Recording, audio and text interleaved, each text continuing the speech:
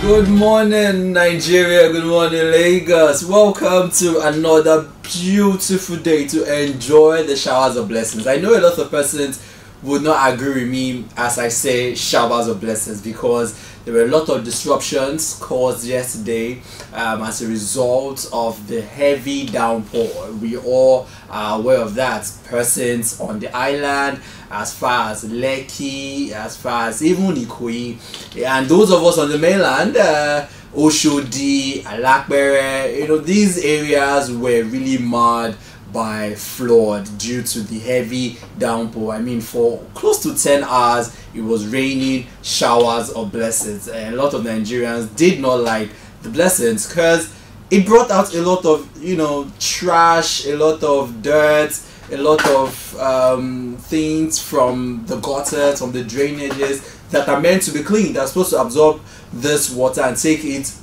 back to the sea. But because we have a whole lot of Nigerians that are very okay with throwing trash into the drainage system that's supposed to be in trash cans, this is the problem we are faced with currently, in as much as the Lagos state government has come out to say that buildings, structures that are on the drainage system, according to the landscape of the state, in Lagos state, these buildings are going to be demolished.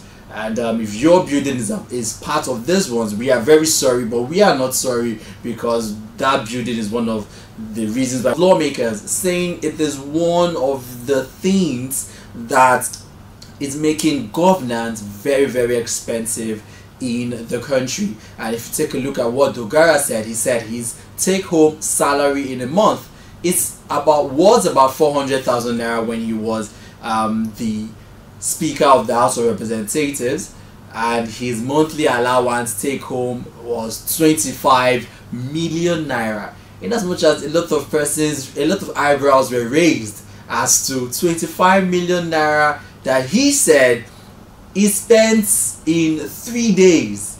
3 days. This is 25 million naira we're talking about here. If you make some calculations as to how those monies can really help, imagine how many House of Representatives members that we have, National Assembly members that we have, that have all these take-homes, all these allowances. You get to understand how expensive governance is in Nigeria. But this is the country we have found ourselves in.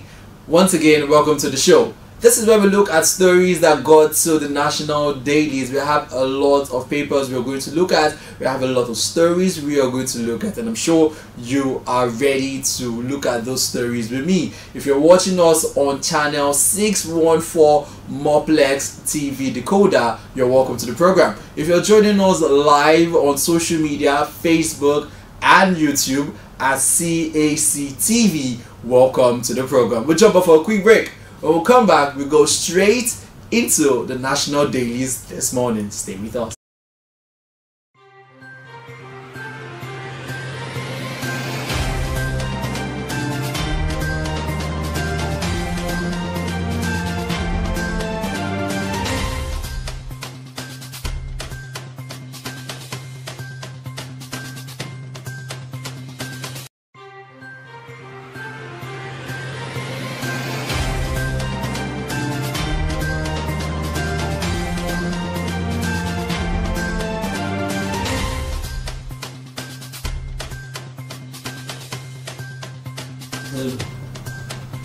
Welcome back to CA Channel's Breakfast Show. Once again, my name is Peace Ufuma Magige, welcoming you to the program.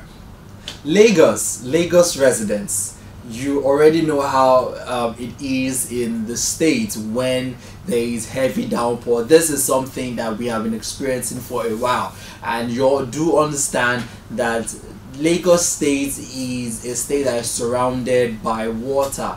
You understand, and also the elevation of the state from the sea level is not so high, so Lagos is just a city sitting on a flooded environment, a floodable environment. Let's have a look at the Nigerian News Direct. Lagos floods, residents Workers, commuters lament economic paralysis.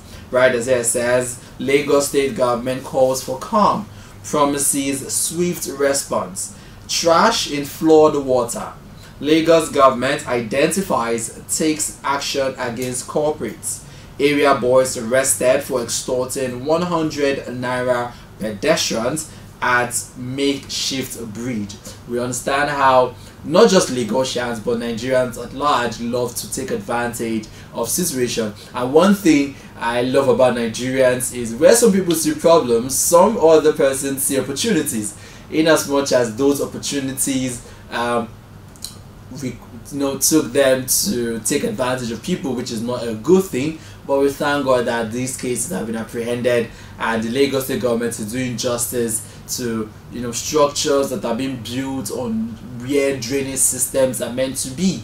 These drainage systems are meant to be open and clear of debris, clear of trash, so that these kind of situations do not occur, or even if it occurs, it will not be to this level that it has gotten to. So look at your environment, look at your area, ensure that they are clear, your drainage systems are clear of debris, so that these waters can flow peacefully through these drainage systems and go back to where they're coming from. Nova Banks kicks off commercial banking operators. Corrupt elements recruiting students to take up arms in planned protest.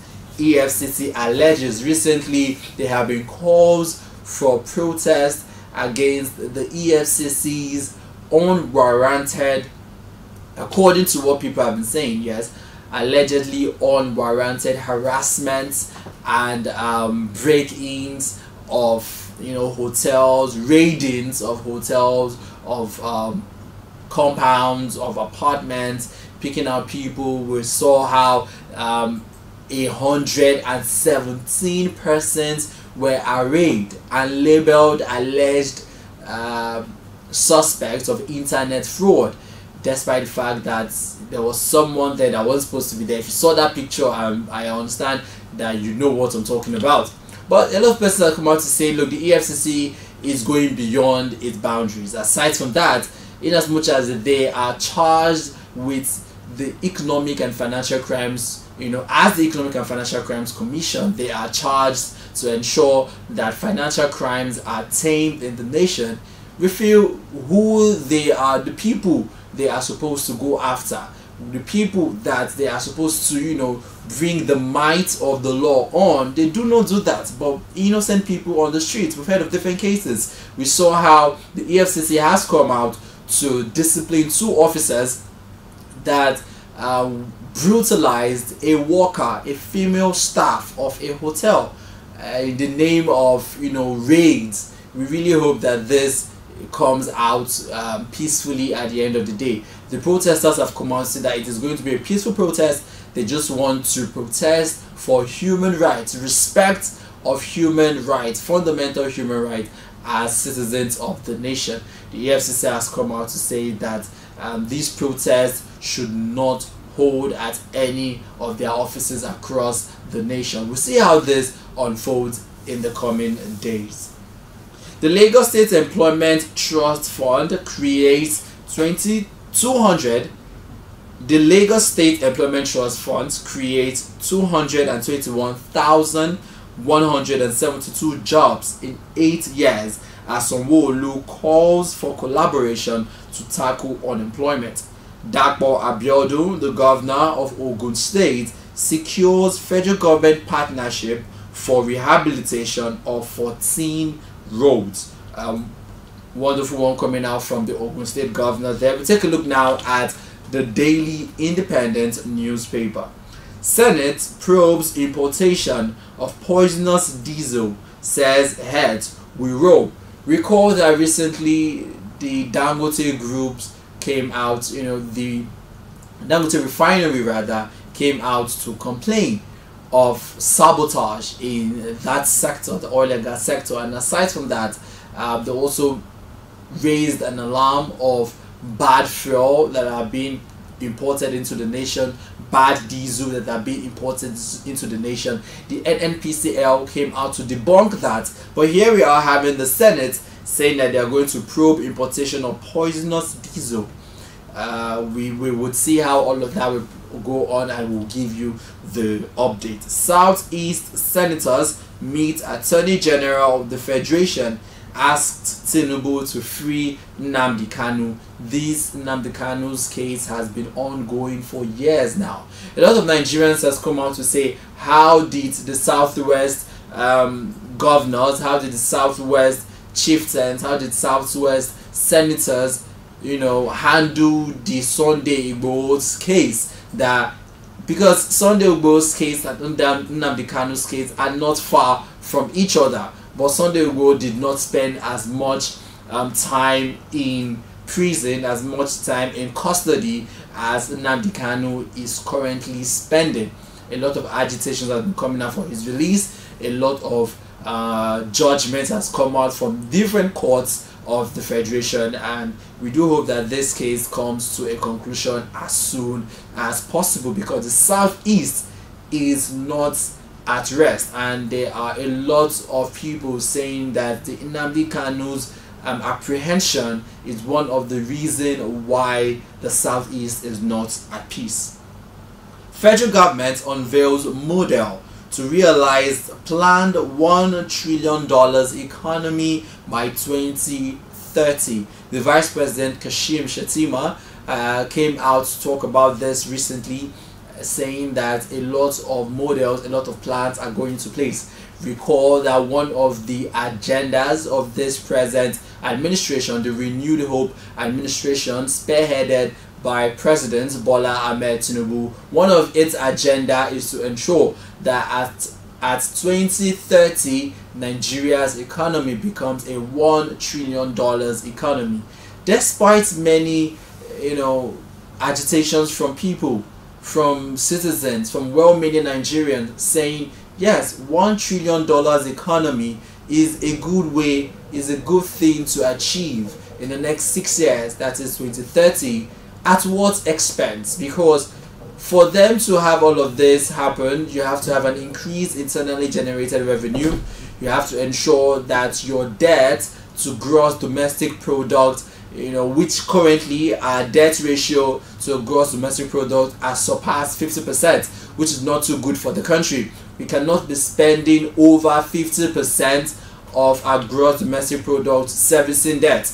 We cannot be spending close to 90% of our revenue or the budget of you know, a year on servicing debt. We cannot achieve a $1 trillion economy if that is the way we are going, because it will only require the masses, the average Nigerians, to pay more, which is what we are already seeing presently in the economy. Nigerians paying more for food, paying more for drugs, paying more for imported things, because close to 90% of what we use, what we consume in this nation is imported.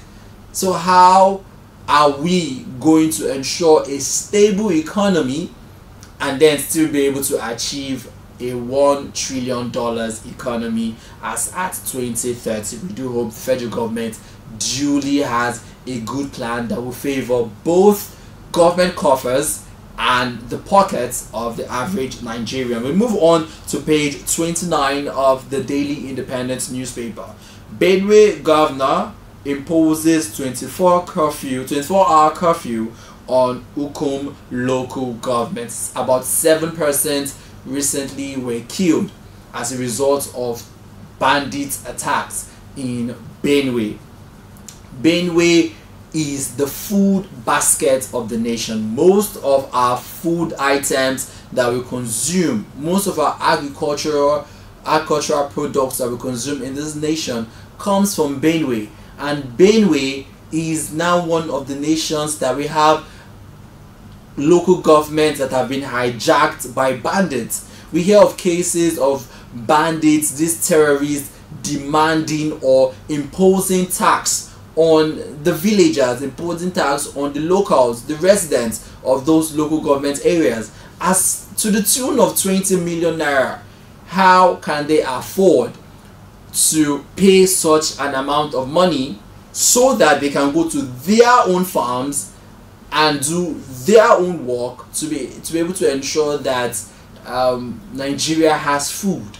It is quite alarming. It is quite alarming. But I don't think a 24-hour curfew would, ameliorate this particular matter, because we have seen how these bandits clearly, unapologetically defy these curfews. In fact, the curfews are not even for the bandits, they are for the residents. So when you impose a curfew and the resident spends 24 hours at home, that means the bandits know where they are, they know where the residents are, they go to where they are, they kidnap some, they kill some, and they commit a whole lot of havoc. We saw how a Kaduna chief judge has been kidnapped recently, his son killed, and a ransom of 300 million naira demanded.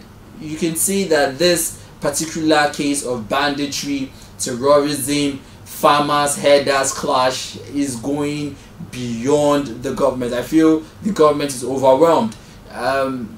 Presently, a lot of persons are saying the federal government is focused on the economy, and we are all clamoring to see what the state governors are going to do to ensure that their states are secured, because these state governors are the chief security officers of their state.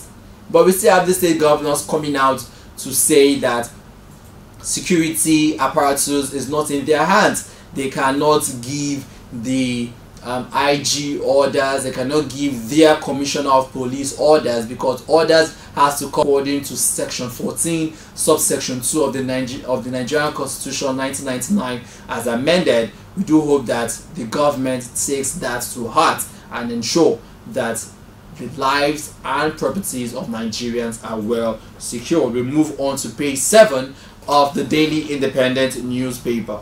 Federal government moves to avert SSANU NASU strike, slate meeting with officials. A lot of senior staff, that is the Senior Staff Association of Nigerian Universities and the National Association of Staff Unions, have come out to declare strikes, give the federal government ultimatum. I mean, these university workers needs to be paid.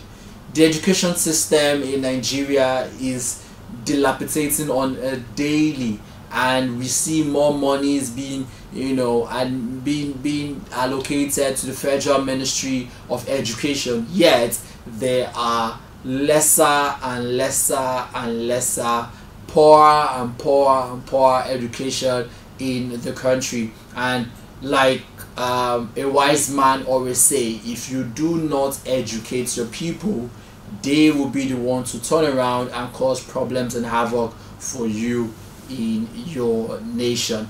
We have federal government officials, these public officials, you travel out to other saner climes, you travel out to other countries that are educated, you see how education has done good in those nations, and I do not know why you cannot replicate that in Nigeria. Yes, President Bola Ahmed Tinubu has come out to help the education system in Nigeria, to give out the student loan, rolling out the student loan scheme. But rolling out the student loan scheme is for the students to be able to take loans, to go to school, to pay their school fees, to pay other school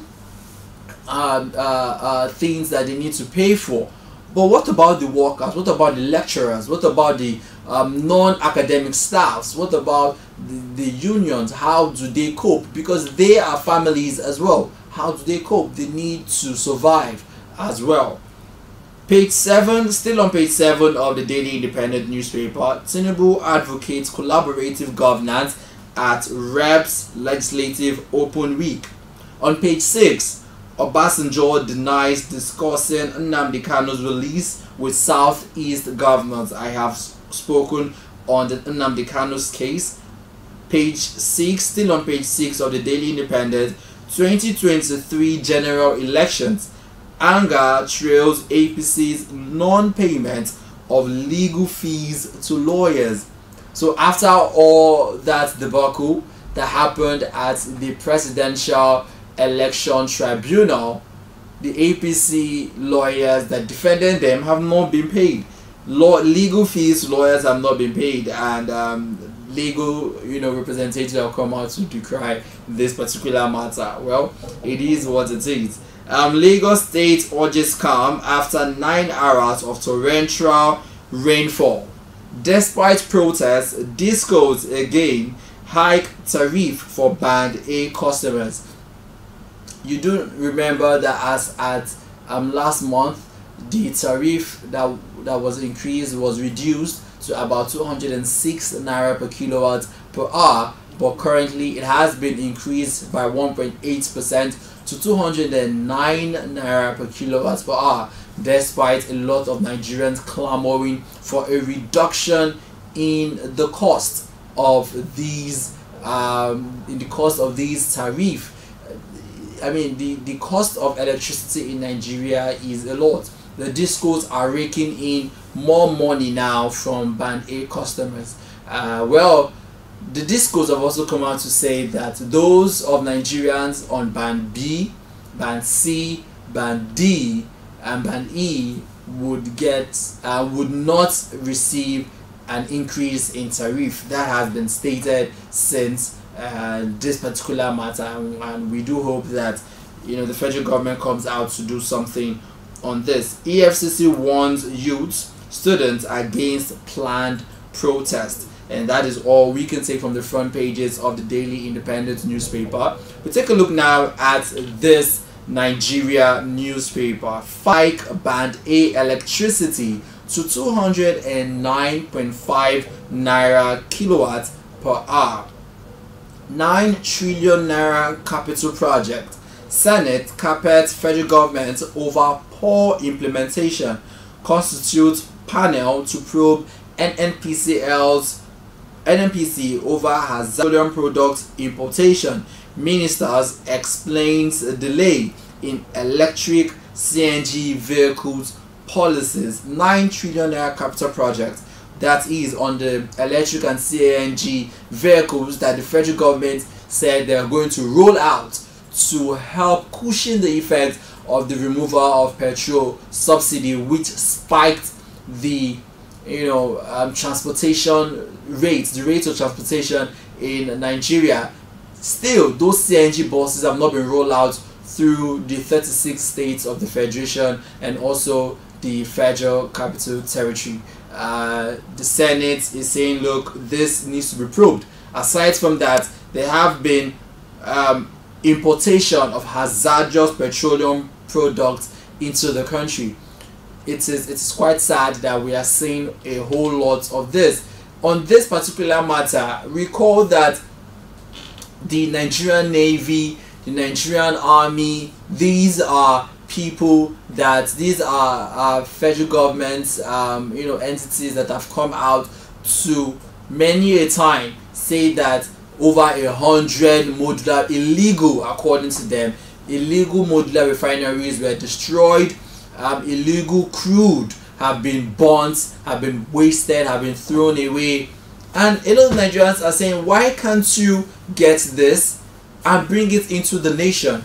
Why can't you get this product, the illegal, according to illegal refineries? I mean, we go to other countries and you hear about how they get criminals and then they rehabilitate them and bring them into the system to help. And if you call these people criminals, they are doing what refineries cannot do. We have 3 major refineries in the country, and there are these modular refineries are doing what these major refineries cannot do. Why not engage them to help the situation in the country? But no, all we see is destruction, and now we are hearing of hazardous petroleum products into the country. It is not a good one at all. We jump off for a quick break. When we come back, we'll look at more stories on this Nigeria newspaper. Stay with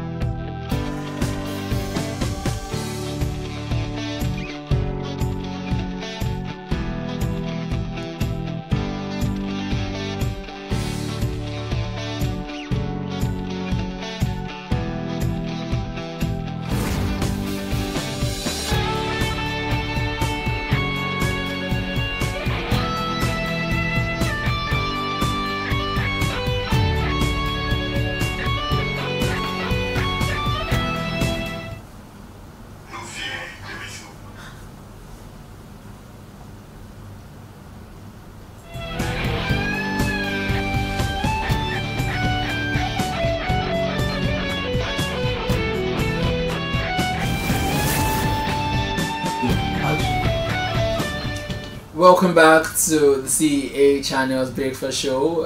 It has been a lovely time discussing all things in Nigeria for the development of the nation. We were looking at this Nigeria newspaper that says "Know the Truth." We look at page 7 now, story on page 7.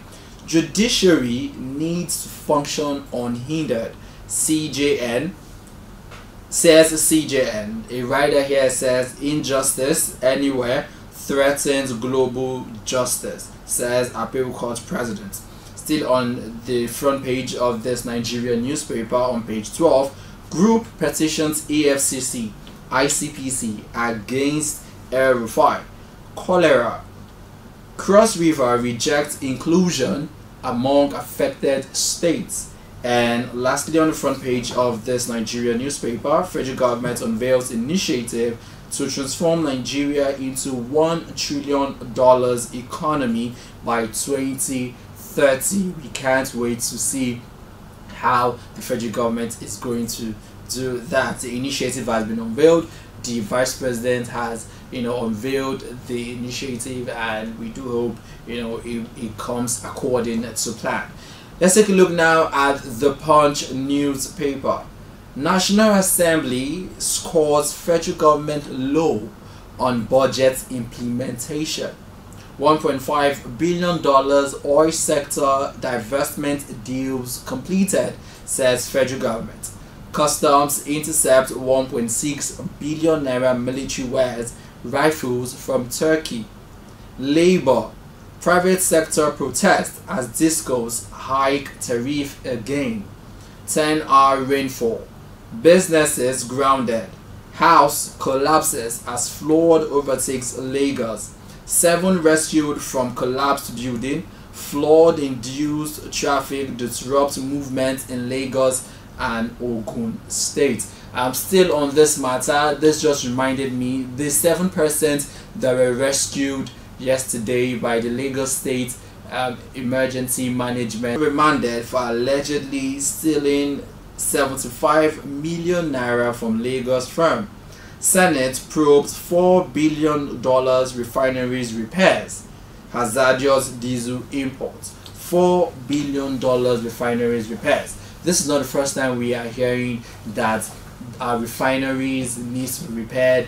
There are some maintenances, monies are being pumped. I mean, we have 3 major refineries in the country. We have the Port Harcourt refinery, we have the Warri refinery, and we have the Kaduna refinery. These refineries, year in, year out, receives allocations, budgetary allocations for repairs, for maintenance, and yet Nigeria is a country that cannot produce or refine crude oil. All we do is export our crude and import refined crude products at a costlier rate. Thank God we have the Dangote refinery here with us. However, Dangote refinery has been facing severe challenges. A lot of experts, a lot of analysts have come out to say that Dangote refinery, despite it being here with us in Nigeria, cannot reduce, cannot bring down the cost of diesel, the cost of fuel, the cost of crude oil products, refined crude oil products. It can't bring them down. In as much as Dangote refinery itself, even Dangote, Aliko Dangote himself, has come out to say that there are a lot of price manipulations, a lot of sabotage. He made mention of the oil mafia, disrupting his particular